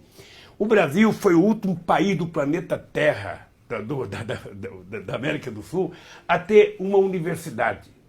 Você sabe que a Bolívia teve a primeira dela em 1664, o Peru em 1554, a Argentina em 1918 já tinha feito a reforma universitária. O Brasil só foi ter a primeira em 1920, a chamada Universidade do Brasil, que foi criada juntando um monte de faculdade para poder dar o título de doutor honoris causa ao rei da Bélgica que ia visitar o Brasil. Então, de repente, aparece um analfabeto e passa para a história como o presidente que mais fez universidade na história do Brasil, mais fez campos avançados pelo Brasil em 126 cidades diferenciadas, e que faz, sabe, no governo do PT, 430 escolas técnicas, no meu governo 214 em 8 anos, contra 140 feitas num século. Então, como eu não pude estudar, Eduardo, eu acho que não há no mundo país que se desenvolva sem estudar. O povo tem que estudar. E custa caro, e o Estado tem que financiar. É a coisa que dará retorno mais rapidamente. Agora, o que é que nós precisamos? Nós precisamos que mais gente como vocês falem. Mais gente como... Você nunca foi entrevistado na Globo, né? Nunca. Você nunca foi no Globo News? Não, fui quando eu estava no mercado financeiro. Você nunca Depois foi? nunca mais me chamaram. Eu acho fantástico, sabe? Eu acho fantástico que um jovem como você... Eu tenho pedido para o pessoal, sabe, convidar você para debate, e tenho pedido para o pessoal não ficar só o PT discutindo, chamar mais gente, porque nós precisamos colocar essa gente nova para fazer política, sabe? E como é que a gente vai mudar esse país? Agora mesmo eu estou vendo o cara da Ambev, como que é o nome dele? Lema. Lema. Ele agora é o... Nós já tivemos o caçador de Marajá, já tivemos o caçador, agora é o caçador de presidente. Ele vive tentando inventar quem é que vai ser. Agora estão trabalhando, não sei se o Luciano Huck, para ser candidato a presidente, ele vai fazer do Brasil o caldeirão do Huck. Sabe? Essa gente não tem noção do que é governança. Não tem noção do que é governança. Sabe? A arte de governar é a arte de você estabelecer relação com diversos. Sabe? É você provar que você pode ter uma diversidade de relações extraordinária. Sabe, no mundo, eu digo sempre, Eduardo, eu sou muito agradecido. Eu sou muito agradecido a figuras como o Tony Blair e o Gordon Brown, que me ajudaram muito. O Gordon Brown não ficou nervoso comigo quando ele veio aqui discutir a crise de 2008, e eu falei para ele, Gordon Brown, diga para o seu povo lá que essa crise não é causada nem pelos negros brasileiros, nem pelos índios. Essa crise é oriunda dos olhos verdes da Europa, porra. Bem, depois eu tive que responder em muitos debates que eu fui fazer esse negócio lá fora. Mas a verdade é que a crise ela surgiu no coração do sistema. Eu estava no Panamá quando aconteceu o subprime. Até hoje eu não sei se foi resolvido o problema das casas, dos pobres que perderam a casa. Não. Mas o problema do Lehman Brothers, do sistema financeiro, eu não sei se já está. Quando eu saí da presidência, estava por volta de 14 trilhões de dólares. Agora eu vou ouvir você falar em 25 trilhões de dólares e não resolveram. Deixa eu te falar uma coisa. O presidente do Banco Central Europeu, o que ele disse? Olha, já fiz o que era possível. Agora os governos precisam começar a gastar na infraestrutura para gerar emprego e recuperar essa economia. Mas você veja o negócio, senão você não quer fazer uma dívida de 10 milhões para colocar jovens na universidade e você gasta 25 trilhões para salvar um sistema financeiro? A crise da Grécia, quando começou, você resolvia com 30 bilhões, chegou a 190. Agora, quem era o credor da Grécia? A França. Era para salvar o sistema financeiro francês? Sim. Então, a França, os bancos alemães. Então, deixa eu te dizer uma coisa. Olha, eu estou convencido que é possível governar esse país, fazer endividamento, fazer investimento em infraestrutura, como vinha sendo feito nesse país, voltar a aumentar o salário mínimo, sabe, a inflação, mais o crescimento do PIB, como nós víamos fazendo, sabe, manter política de transferência de renda, porque o mundo vai caminhar para que a transferência de renda se transforme em política definitiva no mundo inteiro. Sem dúvida. Porque com o avanço tecnológico, eu quero saber em que é que vai dar emprego. A Previdência tem que começar Sabe? antes. Então, sabe o que Tem começar acontece? na Nós vida agora, ao das invés de pessoas discutir jovens. economia, precisamos discutir o ser humano. Isso. Quem vai cuidar do ser humano? Quando ele não precisar. Eu estava lendo um material sobre o Vale do Silício, o cara pega uma pena e começa a produzir carne de frango. Sabe? Olha, daqui a pouco você vai chegar no laboratório, olha, me faz 3 lasanhas para minha família e sai com um comprimido para cada filho. Que mundo é esse? Quem vai gerar emprego? E como são as relações sociais? Como é que vai ser as relações sociais? Que eu acho que já está desgastada um pouco por conta do uso demasiado da internet. Então, eu fico pensando que se eu voltasse a governar o Brasil, aliás, eu vou confessar uma coisa para vocês. Se eu tenho um autocrítica a fazer, é por que eu não conversei com a Dilma para votar em 2014. Eu não conversei com a Dilma por respeito a ela. Eu gosto muito da Dilma. Segundo, porque ela queria ser candidata. E se ela queria ser candidata, ela tinha o direito, não era eu que queria impor ao partido tirar a Dilma. Posso fazer uma pequena observação? Depois eu só uma acho. pequenininha. Pode, querida. Que nós fomos conversar com você porque o Roberto Setúbal, que tinha grande admiração por você, Roberto Setúbal, banqueiro, nos pediu para que você fosse candidato. Você lembra disso? Eu fui com o Mino Carta conversar com você. Veja, Lembra disso? Eu nunca tive tanta gente querendo que eu fosse Desculpe eu candidato. ter Eu lembrado posso te disso. dizer hoje aqui que era quase 100% do PIB que queria que eu fosse candidato. Isso. A quantidade de empresários que eu recebia pedindo para ser candidato, de dirigentes sindicais, mas eu tinha que respeitar a companheira Dilma. Não, eu acho que você está certo. Se a Dilma tiver. E depois ela tinha também os companheiros dela que queriam que ela fosse. Nós temos que entender isso. Então, eu tinha a experiência do Rio Grande do Sul, quando o PT fez uma prévia e tirou o Olívio Dutra, que eu não queria repetir com a Dilma. Tá? Então, depois que ela foi candidata, eu acho que as coisas desandaram um pouco. Eu acho que a Dilma, às vezes eu tenho a impressão que ela estava muito sofrida. Ela saiu daquela eleição muito magoada. Saiu. E eu acho que eu poderia Chamou o Joaquim tentar Levy, aí foi ajudá-la. Mas é difícil. Quando ela me convidou para ser ministro, eu não queria aceitar hipótese alguma, porque o palácio não cabe 2 presidentes. Como uma casa não cabe 2 maridos. Sim. Sabe? Não dá, sabe? Então, e eu dava menos palpite com a Dilma do que as pessoas pensam que eu dava, porque eu ficava pensando, é como o ex-marido, sabe? Ele fica dizendo para o novo marido como é que tem que tratar a ex-mulher dele. Você acha que se ele soubesse, a mulher ia separar dele? Ou a ex-mulher tratar? Não, ela ganhou, ela vai governar. Sabe? E eu acho que a Dilma, eu nunca conversei isso. Desculpe eu ter falado dessa história. Mas eu tinha uma preocupação com o Guido, porque eu adotei a política de desoneração. Eu fiz 47 bilhões de desoneração, sabe, no meu mandato, entre 2008, 2009 e 2010. Mas a desoneração você utiliza como se fosse uma comporta. Você abre e fecha quando você precisa. E eu não sei porque eles transformaram a desoneração numa política perene. Entre 2011 e 2014 foram 540 bilhões. Não podia. Eu fico imaginando se esse dinheiro fosse dado para os pobres. Eu não posso deixar de fazer política.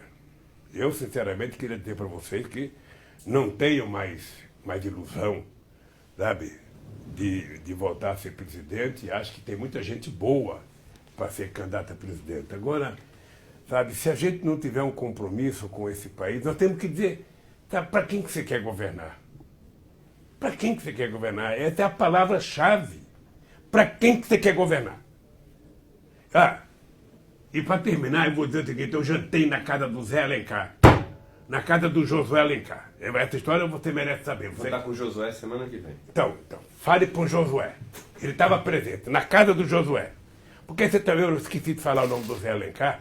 Quando é que você vai produzir o empresário da qualidade do Zé Alencar? De caráter. Sabe? Mas aí o Zé Alencar, nós fomos jantar. Zé Alencar, eu, o Josué, na casa do Josué. O Olavo Setúbal e o Roberto Setúbal. Isso antes das eleições de 2002. E estamos lá na mesa, tomando um whiskyzinho, sabe? E aí o Olavo Setúbal começou a fazer perguntas. ô candidato, como é que você vai tratar essa questão da terra? Aí eu falava, sabe como é que eu ia fazer a reforma agrária? Ele falava, o império não permitirá.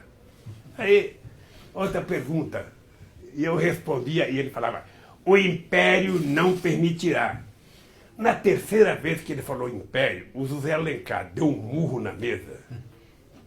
Sabe, deu um murro na mesa e falou, doutor Olavo, que porra de império que é esse? Porque se esse império é tão ruim assim quanto o Brasil, eu largo tudo que eu tenho e vou pegar em arma para enfrentar esse império. Olha. Olavo Petrucci ficou quietinho, não falou mais nada. Aí paramos de falar e fomos comer.